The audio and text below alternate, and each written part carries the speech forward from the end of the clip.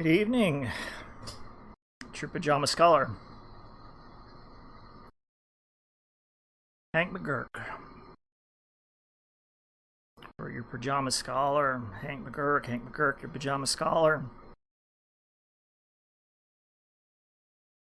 I suppose it doesn't really matter what order it comes in. It's all a matter, well, not necessarily. Sometimes the order of things is crucial. It's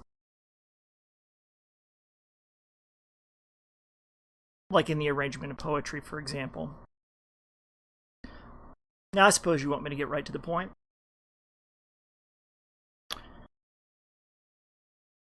And in a way, oops, I already have.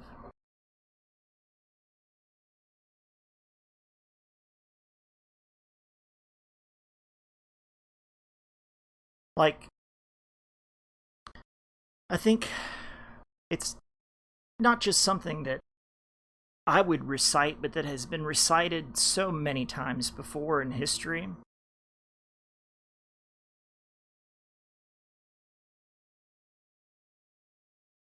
Really, it's no new idea. It's just a rehash of old ideas.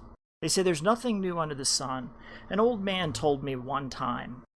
He said, there are only 7 stories ever told in time.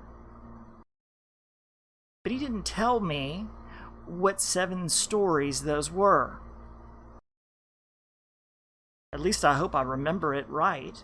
I hope I'm remembering correctly that it was 7 stories that were ever told.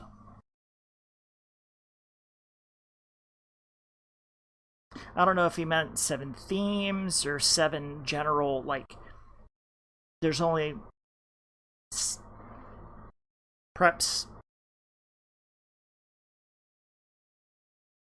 7 different themes in life. I don't know. Is one maybe about, is one maybe the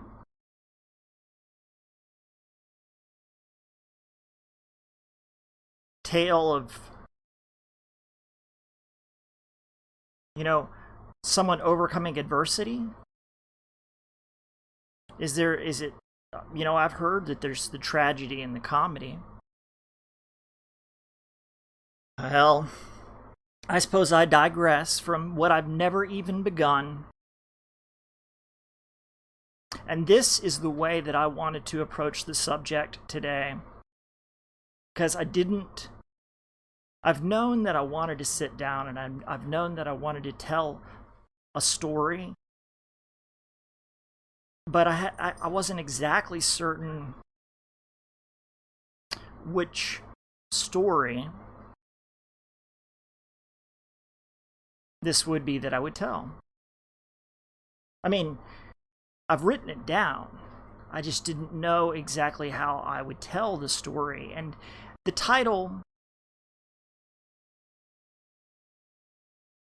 is an abridgment, of course. So when you look at it, it can be deceptive. Because you would look at the title and you would think,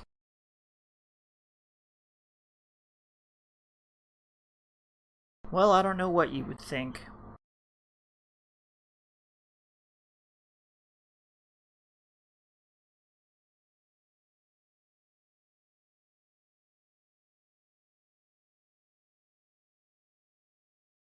All the things money. I've seen all kinds of books and things with all the things money printed on it, and really that's what this is about.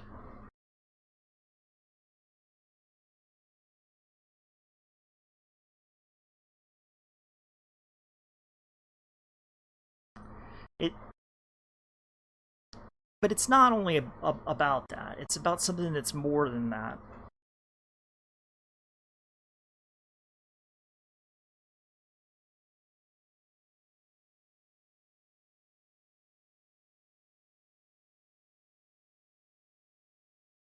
Generally before I go on camera, I like to have a few more drinks. This is just my first one, so you're going to have to forgive me.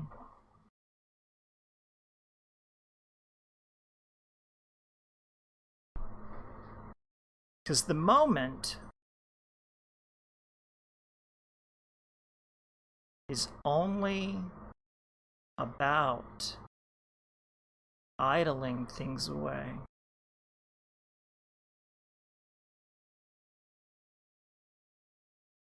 I would like to bring something to your attention. Maybe you've seen it before. I'm no expert. Let's take a look.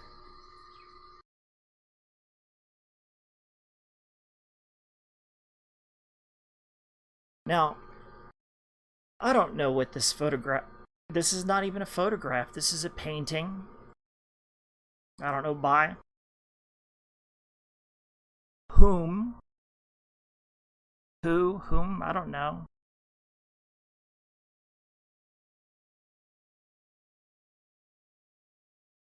But it seems to me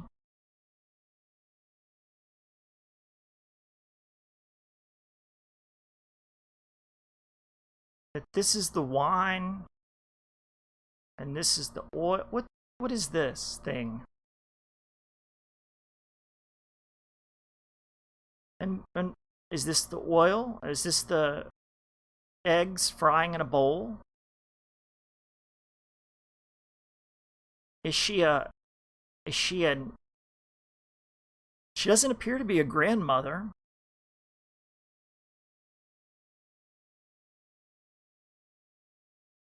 It has the stern look to me, like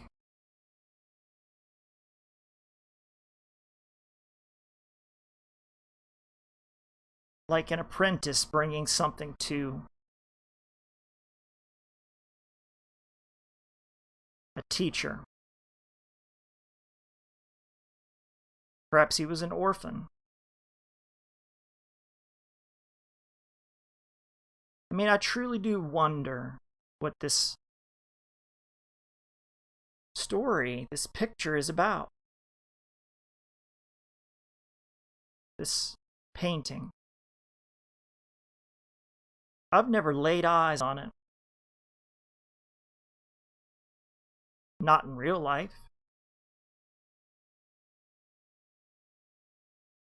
But when I see it, it inspires me somehow.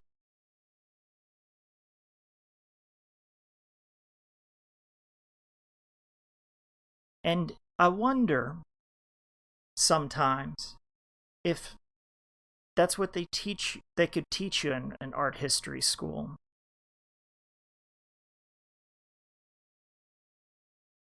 I mean, what would they teach you? Would they teach you the meaning of a painting?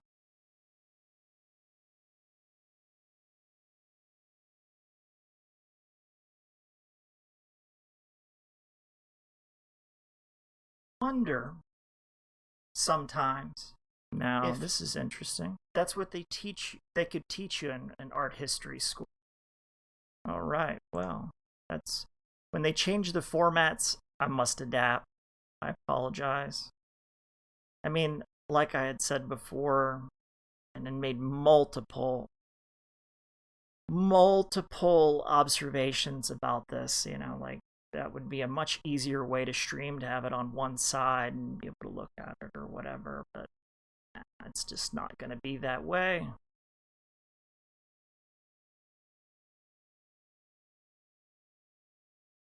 I'll try and adapt. I'm going to adapt to the situation as it's unfolding, now that I'm learning more about it. So I accept my apologies, because I am not afraid to demonstrate my ignorance. Because that's what it takes to learn.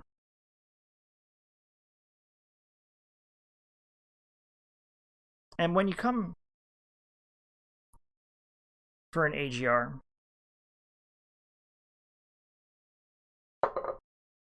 I pray that the Lord brings me something I can bring to you of value.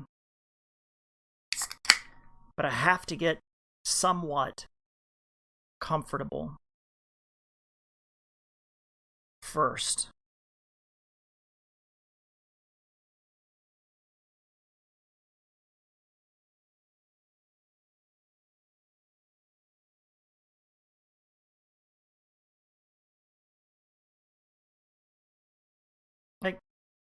How much in a lesson could you tolerate from someone that appeared never to get to the point? I mean, how much patience does a person have nowadays? 5 minutes, 10? Is it in a matter of seconds?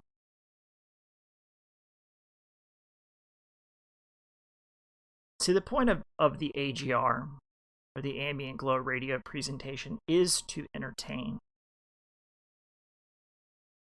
You know, in my playlist, I've got a variety of different things that you can look at.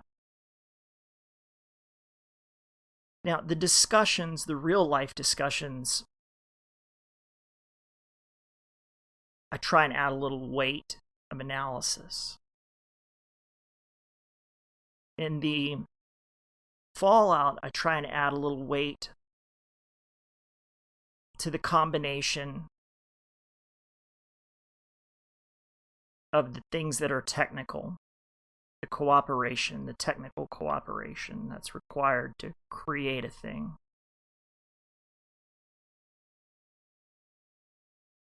But in an AGR,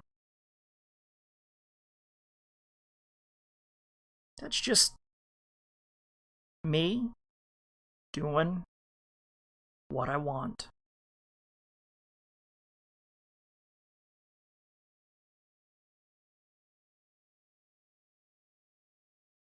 And that's the thing that I have to get really comfortable with and remind myself of.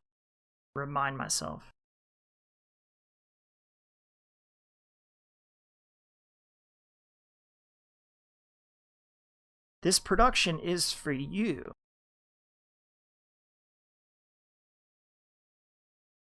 But I'm making it to share a part of me with you.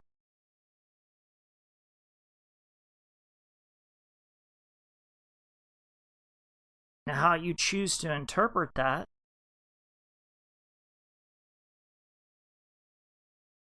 is entirely up to you. It always has been. It always will be. So when we pass something beautiful, how do we know it has value? How do we know what is authentic? How do we know what is real? How do we know what the intent is or was of a thing that's represented and endures, but could have only been known, perhaps by a few, in an age long past? Or maybe even only known to one.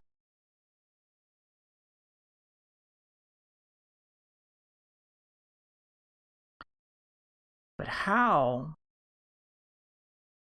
does this translate into value? I've often wondered this about art.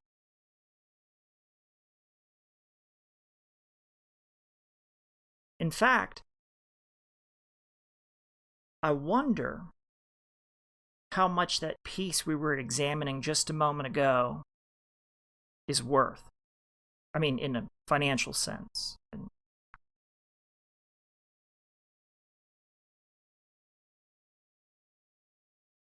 Since I am poor, I don't like to cloud my thoughts much with money or concerns of money. Because I believe if you concern yourself too much with money, then you can never really determine what the value of a thing is. There are so many things in this world that money can't buy.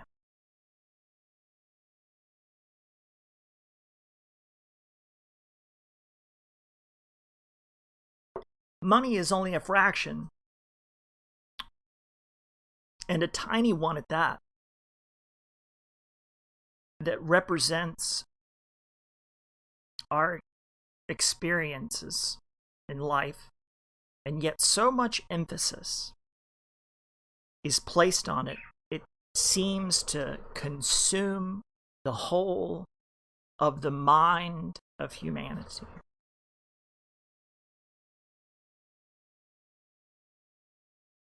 And so consumed with the idea of money, or making money, or having money, make money for the sake of money. I've been over that.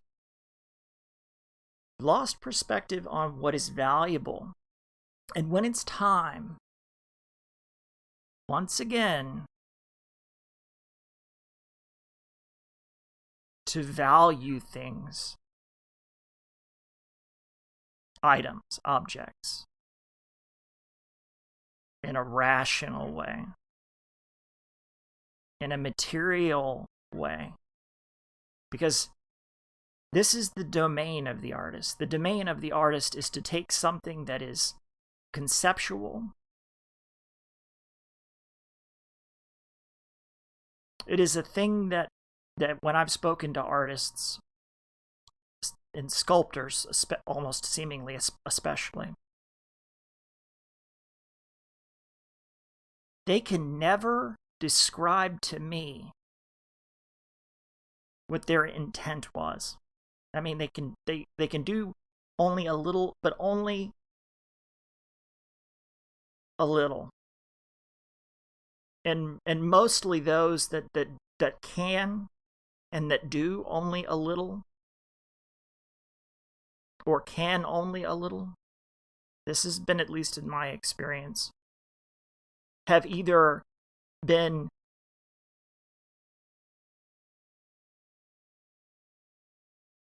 elaborate in their ornamentation, that is to give a perspective that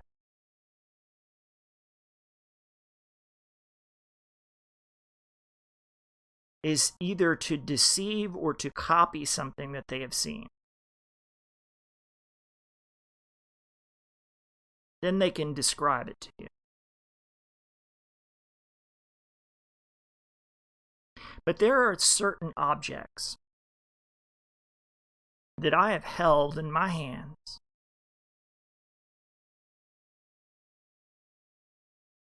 that spoke to me in such a way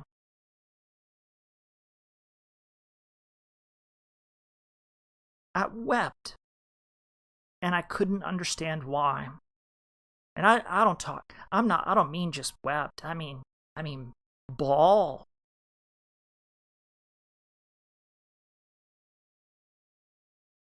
As if it was like the memory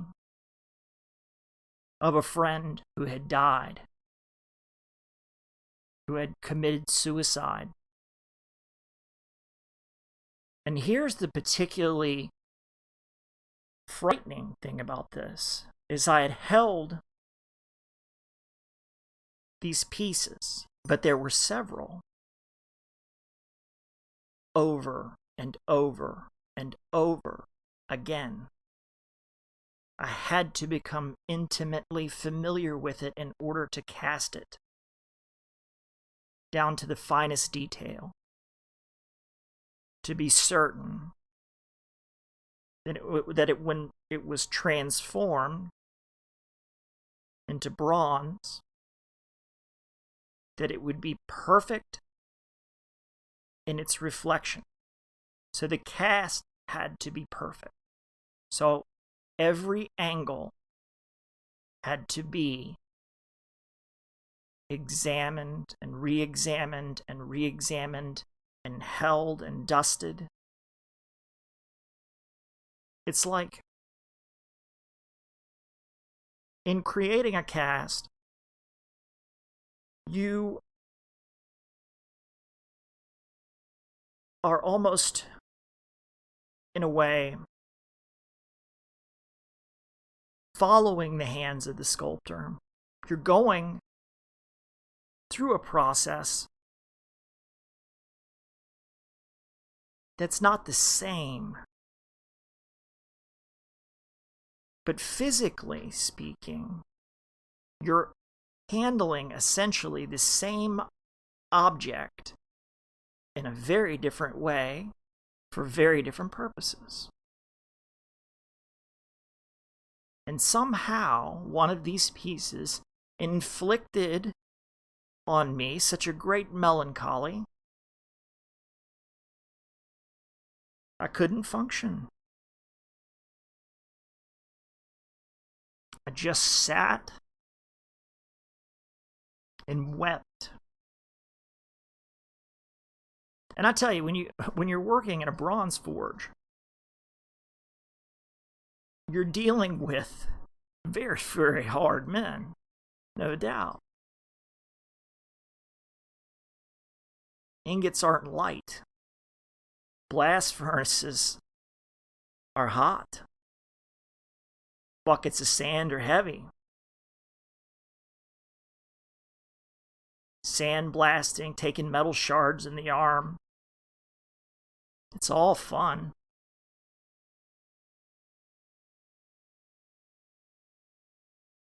This is the thing about work, I think, that a lot of men miss about making things more than just money.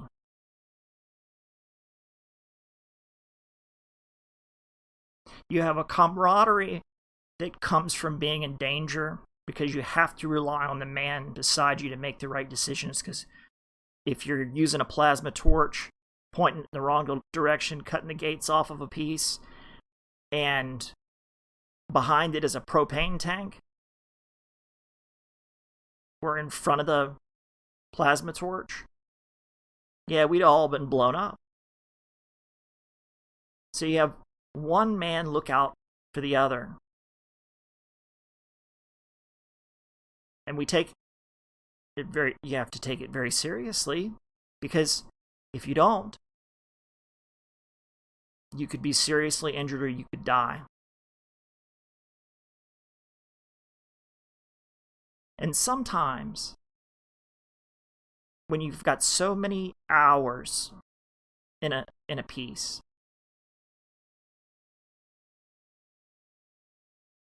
and it's heavy, it's too heavy, you can feel something crushing inside of you, and yet it's worth the sacrifice of some piece of your body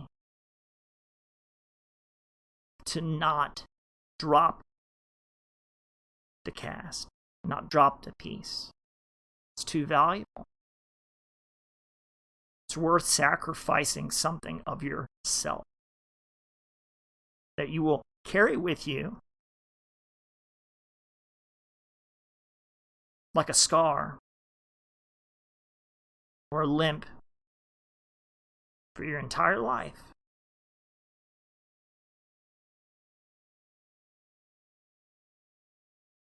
So, when things are made in the process of work,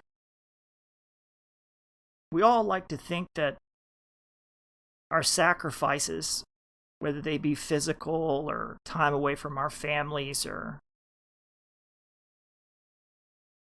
is worth it. Is it worth the danger? Is it worth the risk?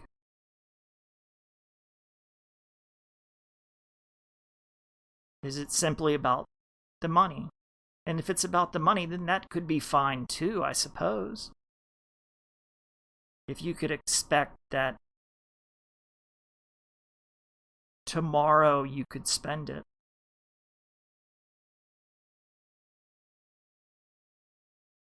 So you can't steal certain things from people. There's certain things that you can't buy. There are certain things that you cannot own. There are certain things that you will never be able to understand. You can have people tell you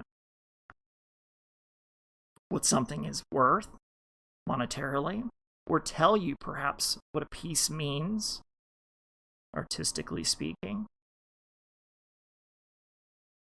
or even tell you what the meaning of a poem might be, and some annotation there beside the poem. You read it in your textbook. Oh, that's what that meant.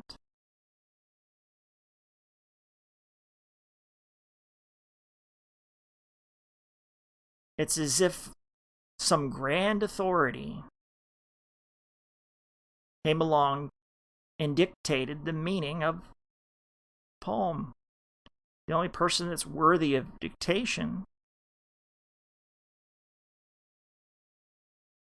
in that respect, and either, well, every person is worthy of dictation in that respect, to take into their hands their own meaning of a piece. It's nice when an artist is kind enough to reflect with you on what the piece means as you try and describe how it made you feel or makes you feel, and enjoyable when you come to an agreement. I mean, the piece behind me, I asked a few people what they thought it was or they thought it meant. I think the first opinion was that it was an elephant. But I could see where you would be, subliminally, at least, suggested that it was an elephant. Because, there's 2 elephants already within view. And a third that's within view, and a fourth that's outside of view, but would have been in their view at that time, that is broken.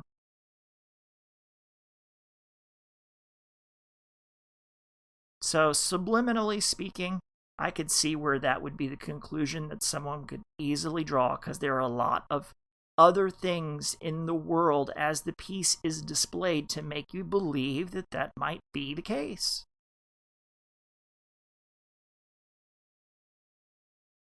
Others might see a butterfly.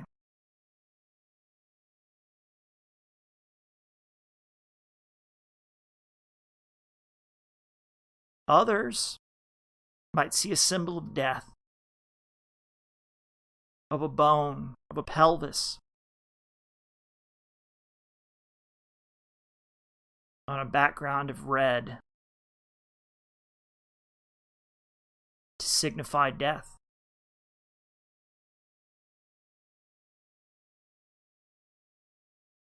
But what does that piece mean to me?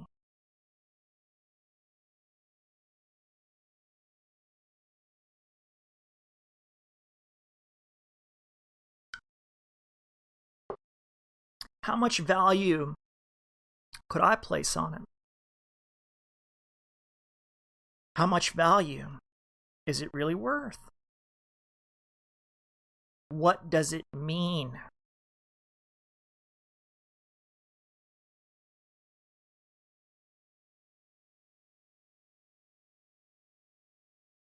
Now, I'm starting to get comfortable enough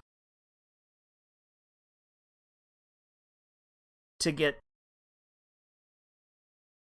beyond the aside.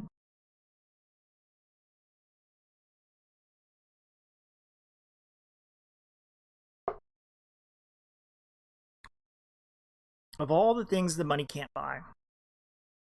And I was thinking earlier today, tremendously frustrated. I get tremendously frustrated.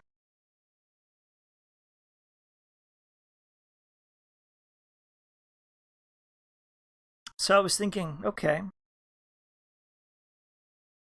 let's say, for example, gold is $8,000 an ounce.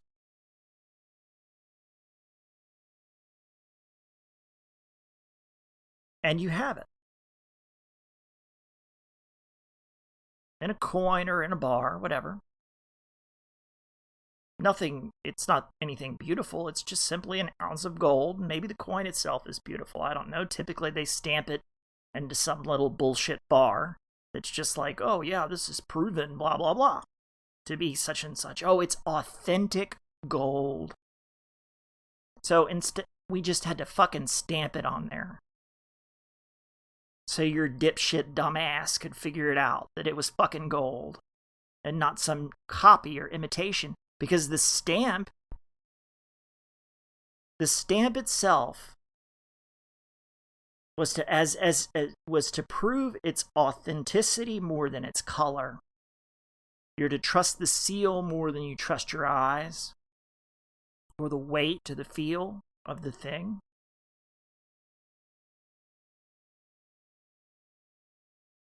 To make sure your gold isn't forgery.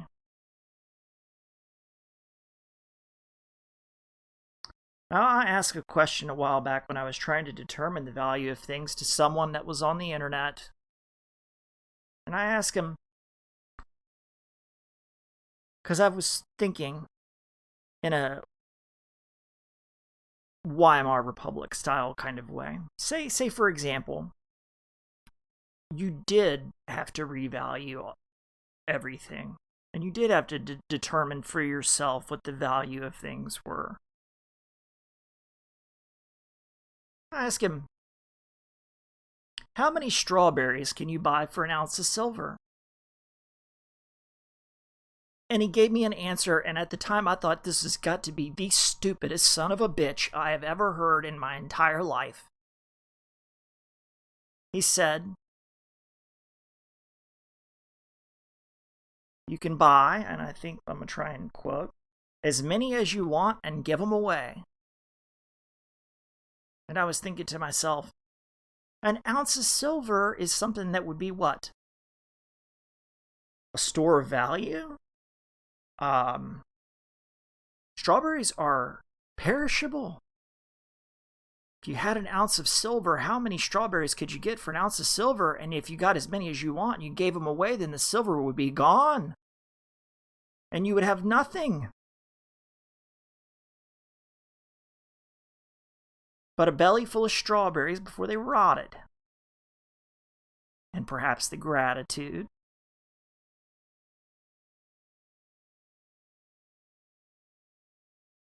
But this person, who I initially judged to be the stupidest son of a bitch on earth, was the true judge of the value of an ounce of silver. Because he didn't have it.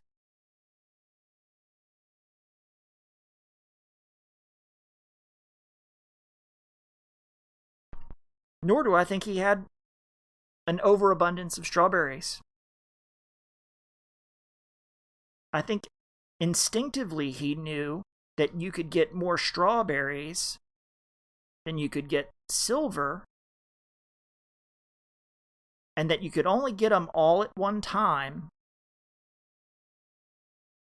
and the only thing you could do with them would be to give them away.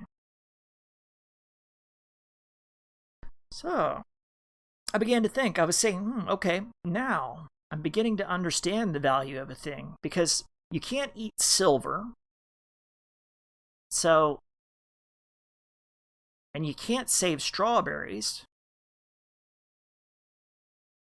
So there has to be some other way to make an ounce of silver equal the value of the strawberries. For this, I would need help.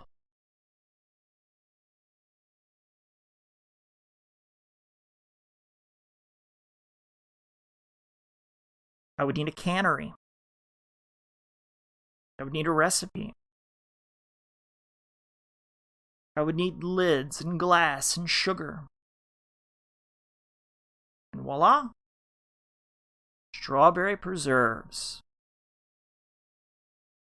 So, as many strawberries as I could eat and give away all in one day for an ounce of silver,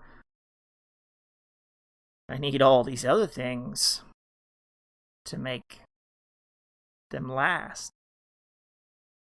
And I can't do it all on my own.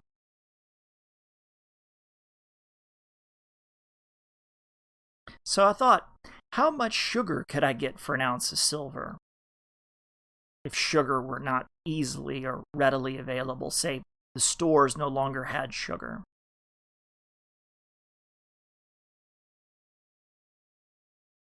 Now, in a more practical sense, I can reach the strawberries and I can reach the oranges.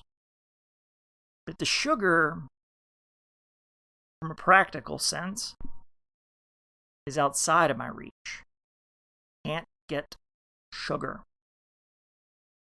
So how do I get sugar? Thought to myself, well, I could always maybe pinch a little bit off a delivery truck.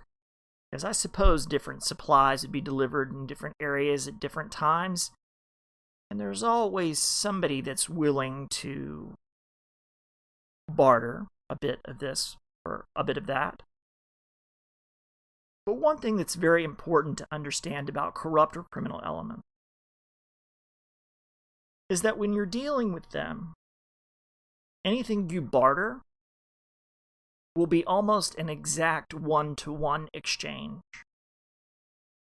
You're not going to come by anything more easily than what you can give away for that thing, because a criminal is going to expect, especially if they're taking the risk to be corrupt, if they're offering you something that they wouldn't offer anybody else, what do you have to do? You have to pay a higher tax, a higher premium. Well, this wouldn't be enough sugar to make the preserves. Wouldn't be enough sugar to make a jam or a jelly. Now, I'm not a cook. Nor am I, well, it's not to say that I'm not at least somewhat experienced in canning a thing or two.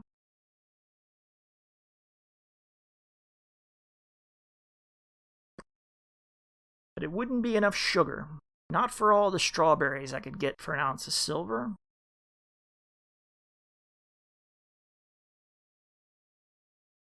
Because I'd have to trade almost 1-to-1 to get that, or maybe even more so.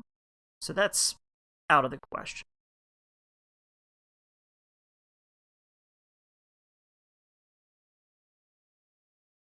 I need a sailboat. I need to get to the sugar plantations.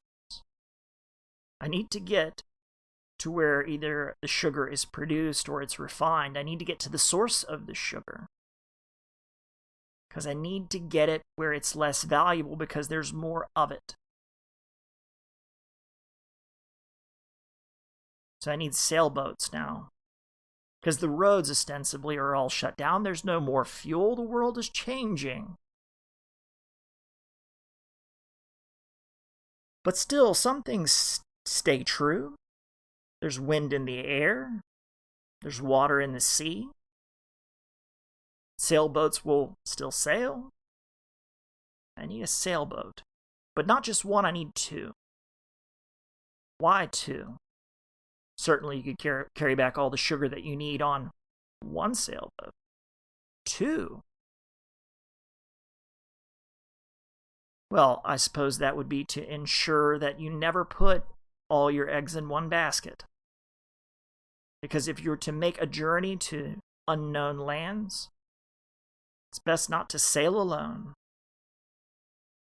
So 2 sailing ships would be required. Or sailboats, not sailing ships. Sailboats would be fine. But now we need something else. We need information. We need to know, even an experienced navigator who could get to wherever he was going by the stars would need to know where to go. So now, before even the first ounce of silver is spent on all the strawberries you could eat in one day and give away, you need to know where to go. Now, where could I get that sugar? With 2 sailing ships. Now, this is an illustration. I could probably go on and on and on for a moment or two, maybe days and actually think this out.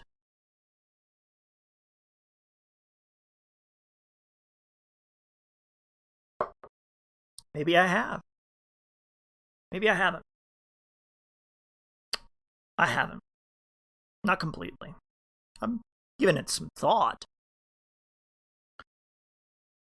But above all else in these things, one thing is required to begin with: cooperation. Now, how are you supposed to gather the cooperation of people that are ignorant of their future situation? They can't plan ahead, can't see the writing on the wall, nor can they act defensively in some sort of risk mitigation. Because I really did honestly think, I said, if I had all the silver and the gold in the world, I had a fucking garage full of gold bars, how in the hell would I spend them?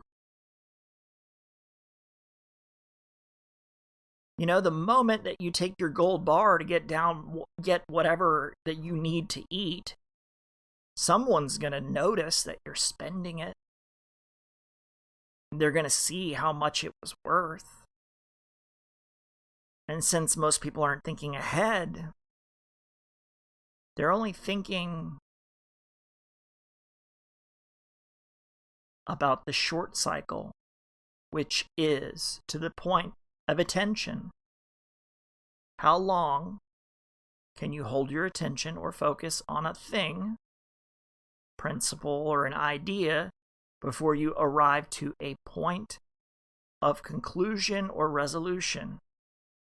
Even if someone were to instruct you, how long could your attention be? Could you hold your attention? Is it the requirement of the instructor to hold the attention of the student?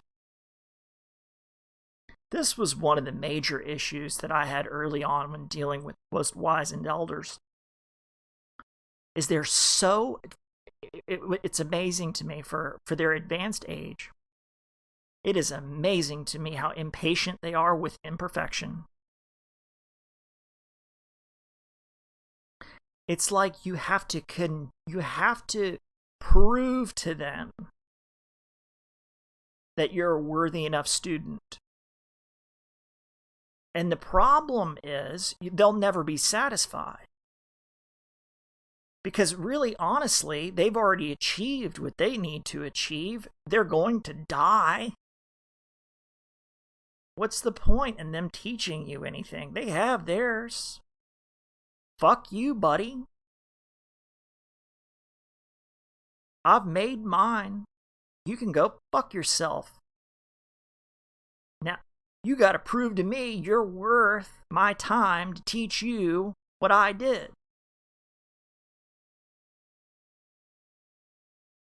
Impatience? Old age. I did find that surprising. Now I understand if your time is limited, and I understand the natural inclination to be lazy.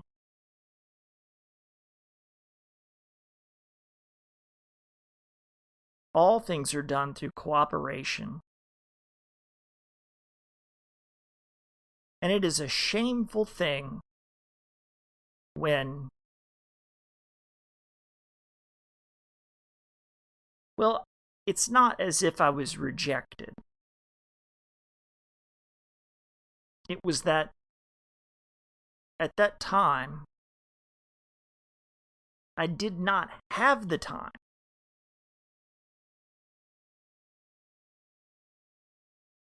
Nor did my instructor,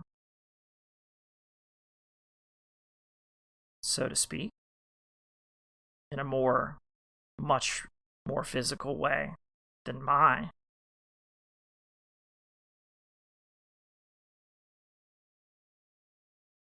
mean, he did teach me a few things. And I wish I could have taken more time to write. But at the time, I was forced to think only about making money. I did not have the time or the luxury to spend with someone who could have taught me more than he was able. The only thing that I had to give was my charity and my time, and that took more time than the time that everybody else was taking to tax me to make sure that I was bringing them something. It was one tax layered on another, on another, on another, at which I had to try and go out and without deception, convince people that wanted something that I had to offer, because the sale of the thing, in my opinion, at the time was good. And they wanted it, and my message was clear, and I had put in the effort, but guess what? They had no money, and they needed it more badly than anything else, but they had no medium of exchange. So it was incumbent upon me not only to go out into the world and find all the people that could not or would not be able to afford the things that they wanted, even though they were great producers. And the people that ask me often, with a few notable exceptions, one extremely notable exception, fantastically notable exception,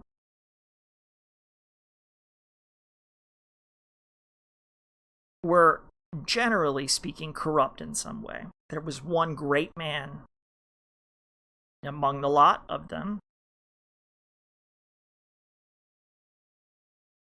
and that was in business what I was taught.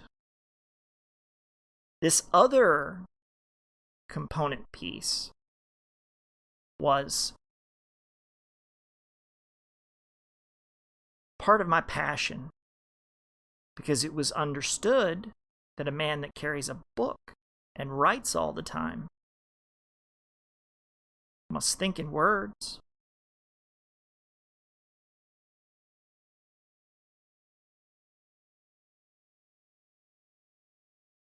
And I suppose the difference between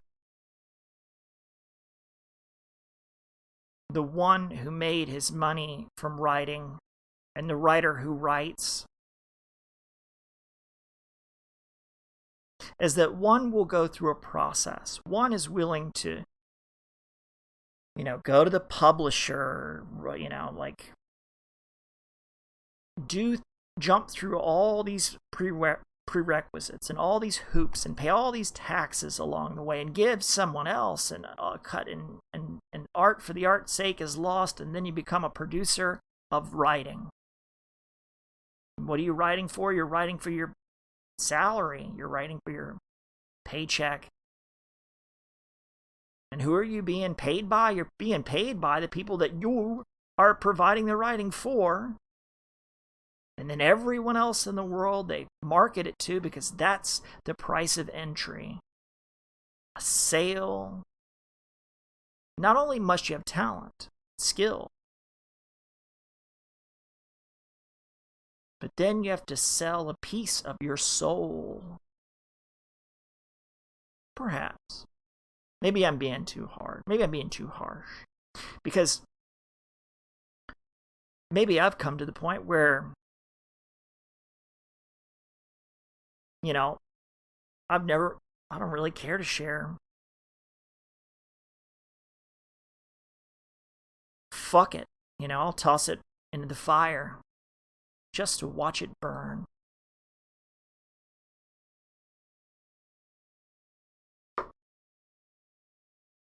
I'll share what I care to share, and I'll burn the rest. And I probably will.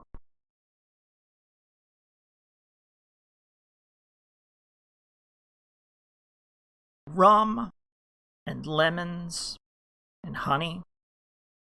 As a man of God, I do not think about killing and stealing. I think about supplying as many people as I can with every sweet every sweet swallow. Every sweet swallow of intoxicating drink and drop with all pleasures under the sun. And I will never steal or broker in sex or flesh. Now, I'm going to have another drink.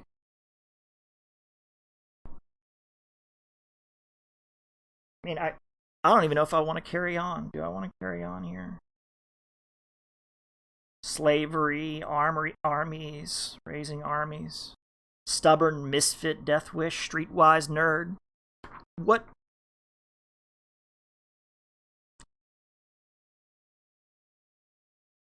I never had a fucking point to make.